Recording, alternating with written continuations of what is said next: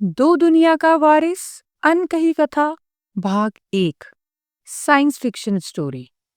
अध्याय 5। रॉल्फ का प्लान।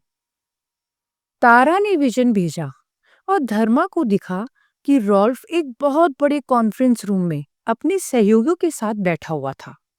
बहुत सारे रोबोट और ड्रॉइड उन लोगों की सेवा में लगे हुए थे। रॉल्फ के पीछे एक बहुत बड़ी स्क्रीन लगी हुई थी। रॉल्फ अपने लोगों के साथ कुछ बहुत गंभीर मसलों पर चर्चा कर रहा था। ये है रॉल्फ की वॉर काउंसिल। रॉल्फ चुनाव जीतकर सुप्रीम कमांडर बन चुका था। कौंताना कहीं दूर चला गया था। कौंताना रॉल्फ जैसे नौसिक्की से हार गया था। उससे अपनी बेइज्जती बर्दाश्त नहीं हुई। रॉल्फ कौंताना के सामने बच्चा था और एक बच्चे से हारना कौंताना के अहम को आहत कर गया था। रॉल्फ ने वादा किया था कि वो मर्कल को हराएगा। इस वॉर काउंसिल में उसी का प्लान बन रहा था। जैसन, योजना समझाओ कि हम इरिट्रिया पर कब और कैसे हमला करेंगे। रॉल्फ ने अपने रूखे स्वर में बोला। वहां उपस्थित सभी लोग बहुत ही उत्साहित थे। उन्हें नहीं पता था कि रॉल्फ ने क्या योजना बनाई थी और कैसे इरिट्रिया पर जीत से मर्कल के विरुद्ध फायदा मिलेगा। धन्यवाद सुप्रीम कमांडर। इरिट्रिया जो जोर से 1000 प्रकाश वर्ष दूर है, उस पर कब्जा करना बहुत मुश्किल है। जैसे ने अपना सिर हिलाया और सब लोगों को संबोधित करते हुए बोला। जैसन एक इक्रीमिया प्रजाति का सुडौल व्यक्ति था। रॉल्फ का वो सबसे वफादार और काबिल कमांडर था। जैसन ने अजय सेना में रहते हुए अनेक मिशन में सफलता पाई थी। उससे ज्यादा होशियार और समझदार कमांडर पूरी अजय सेना में बमुश्किल ही मिलेगा। इससे पहले कि जैसन कुछ और बोलता, एक सदस्य ने बोला, इरिट्रिया? ये क्या है? हमें तो लगा था कि हम मर्कल को हराने के लिए योजना बना रहे हैं। रॉल्फ को बीच में टोकना बिल्कुल भी पसंद नहीं था। उसने गुस्से से बोला, मर्कल से हम क्यों हारे? सब लोग चुप थे। इसीलिए नहीं कि हमारी अजय सेना कमजोर है। हमारी फौज मर्कल की फौज के बराबर ही है। सब लोग अभी भी चुपचाप थे। रॉल्फ के सामने बोलने की हिम्मत किसी में नहीं थी। परंतु इसलिए कि हमारी फौज को एक प्रकाश वर्ष की दूरी पार करने में स्टारगेट शिप की मदद से तकरीबन 3.5 वर्ष लग जाते हैं और वहीं मर्कल के फटल शिप को मात्र 3.5 दिन लगते हैं। उनकी ये गति उन्हें हमसे श्रेष्ठतर बनाती है। सब लोग चुपचाप सुन रहे थे। रॉल्फ का एकालाप चालू था और रॉल्फ जब बोल रहा हो तो बीच में बोलने की हिम्मत किसी में नहीं थी। रॉल्फ ने आगे बोला, इसीलिए इरिडिया पर नियंत्रण करने से हमें फायदा मिलेगा। जब मैं साइंटिस्ट था तो कुछ रॉकेट इरिडिया से आकर मेरे स्पेस स्टेशन से टकराए। जब मैंने पता किया तो मालूम पड़ा इन रॉकेट में जो ईंधन है वो है अंतियम। अंतियम ही वो ईंधन है जिससे मर्कल के फटल स्पेसशिप प्रकाश गति से 150 गुना तेज उड़ पाते हैं। हमारे जौर साम्राज्य में अंतियम कहीं नहीं मिलता, परंतु इरिट्रिया अंतियम का भंडार है। इसीलिए मैंने सोचा कि यदि हम इरिट्रिया पर कब्जा कर लें और मर्कल के जैसे या उससे भी तेज स्पेसशिप बना लें, तो हम मर्कल से ताकतवर हो जाएंगे। हम शई को भी जौर साम्राज्य का हिस्सा बना लेंगे, जो कि अभी मर्कल का हिस्सा है। निकाटोर नामक एक मंत्री, जो कौंताना का शिष्य माना जाता था, परंतु अब वो रॉल्फ की पार्टी में था, वो बोला, परंतु सुप्रीम कमांडर, हमें 1000 प्रकाश वर्ष की दूरी तय करने में तो 3000 वर्ष से भी ज्यादा समय लग जाएगा। यदि हम मर्कल से उनके फटल स्पेसशिप मांगे तो मर्कल को पता चल जाएगा और वो इरिट्रिया पर हमसे पहले कब्जा कर लेंगे। रॉल्फ गुस्से में बोला, इसीलिए ही बोल रहा हूं कि सब लोग चुपचाप जैसन की बात सुने। उसने जो योजना बनाई है। इन बेमतलब के सवालों से वो बहुत ही ज्यादा चिढ़ गया था। जैसन को समझ आ गया रॉल्फ चाहता है कि वो अपनी बात जारी रखे। जैसन ने बोला, इरिट्रिया 1000 प्रकाश वर्ष दूर है, परंतु यूको वर्म हॉल मात्र 30 प्रकाश वर्ष दूर है। जैसन ने थोड़ा विराम लिया, फिर बोला, 30 प्रकाश वर्ष की दूरी हमारे स्टारगेट शिप्स लगभग 100 वर्षों में पूरी कर लेंगे और फिर यूको वर्म हॉल को पार करते ही हमारी फौज इरिट्रिया में होगी। निकाटोर फिर बीच में बोला, अरे पर हमें वर्म हॉल पार करना नहीं आता।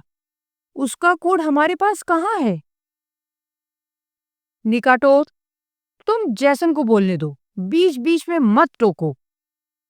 रॉल्फ बहुत गुस्से में बोला। निकाटोर घबरा गया और चुपचाप बैठ गया। रॉल्फ के सामने किसी को भी बोलने की इजाजत नहीं थी। कौंताना के शिष्यों को तो बिल्कुल भी नहीं।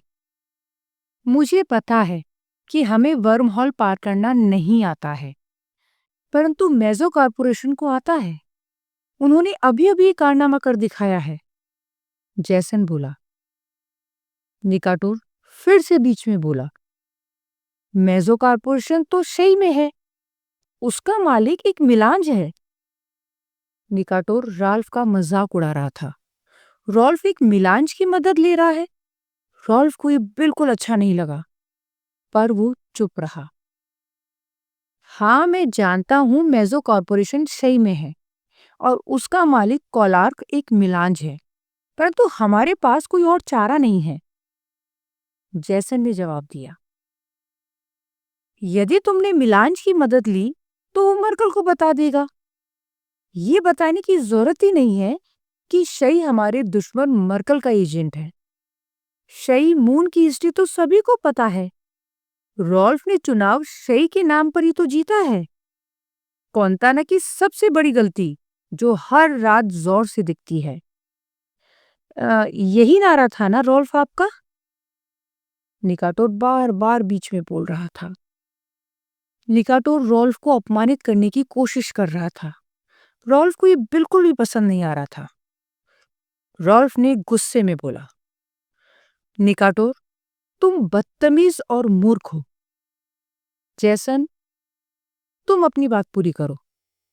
निकाटोर चुप होकर बैठ गया। रॉल्फ का गुस्सा बहुत तेज था। जैसन आगे बोला, ये सच है कि कोलार्क मेजो कॉर्पोरेशन का मालिक एक मिलांज है, परंतु उसने अभी अभी वर्म हॉल को पार करने का कोड बनाया है। हम ये बोलेंगे कि हमें जांच करनी है कि वर्म हॉल कोड सही काम करता भी है कि नहीं।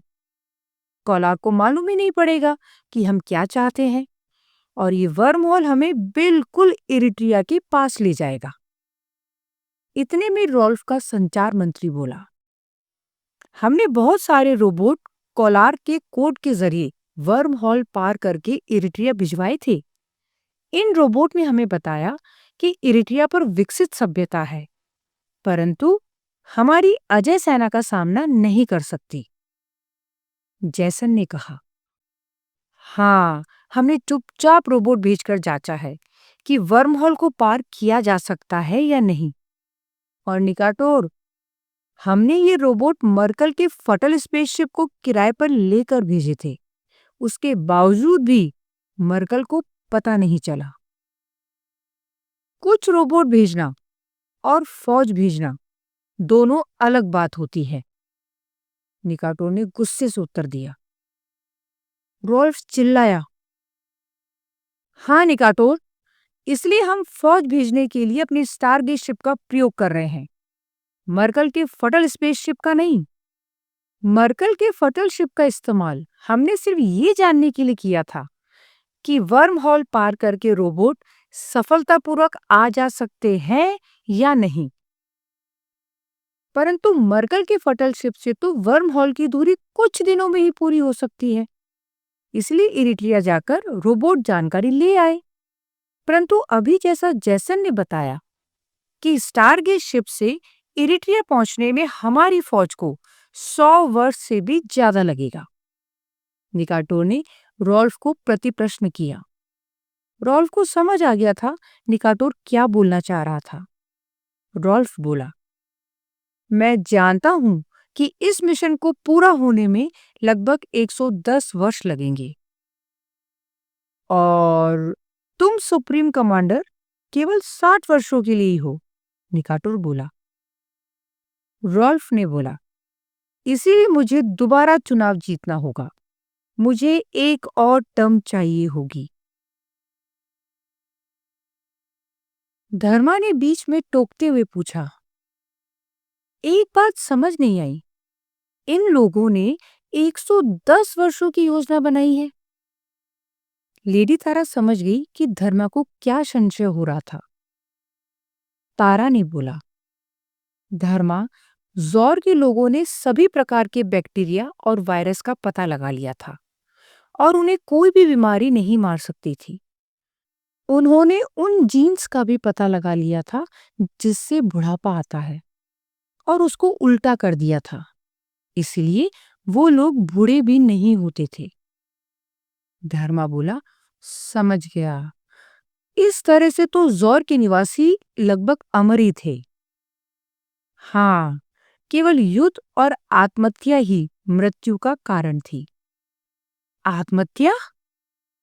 धर्मा को बहुत ही आश्चर्य हुआ। इतने विकसित लोग भी आत्महत्या करते हैं? हाँ धर्मा, जैसे जैसे हम विकसित होते हैं, हमारी मनस्थिति ही हमारे दुखों का कारण बन जाती है। समझ गया मैं। आप आगे बताइए। लेडी तारा ने कहानी को आगे बढ़ाया और आगे का विजन प्रेषित किया।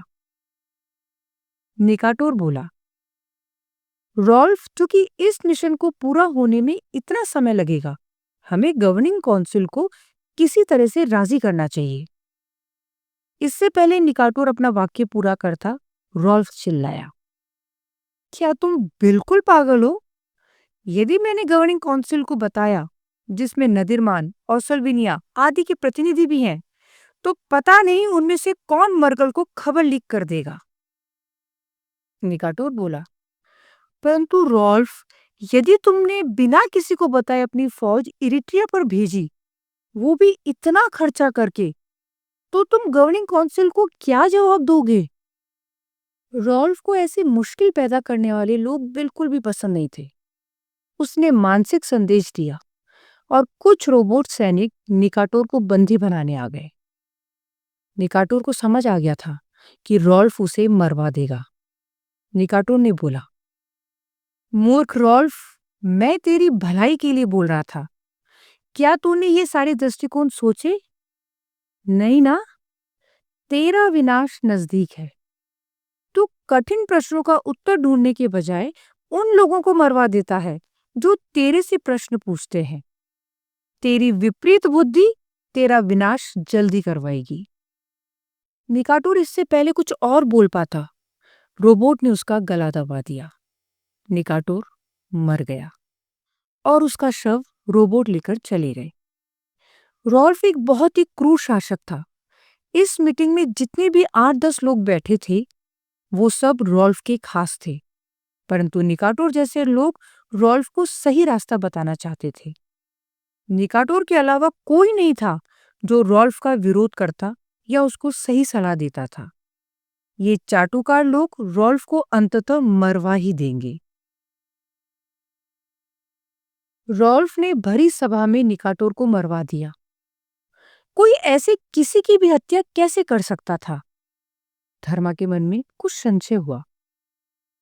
तारा ने जवाब दिया, रॉल्फ ने ये मीटिंग एक सुदूर प्लेनेट के एक गोपनीय जगह रखी थी। किसी को पता भी नहीं चलेगा। हाँ, यदि रॉल्फ के बाकी मंत्री जो वहां मौजूद थे वो गवाही दे तो। धर्मा ने बीच में बोला, वो तो बहुत मुश्किल है, क्योंकि यदि वो रॉल्फ के खास नहीं होते तो रॉल्फ उन्हें इतनी गोपनीय बातें बताता ही नहीं।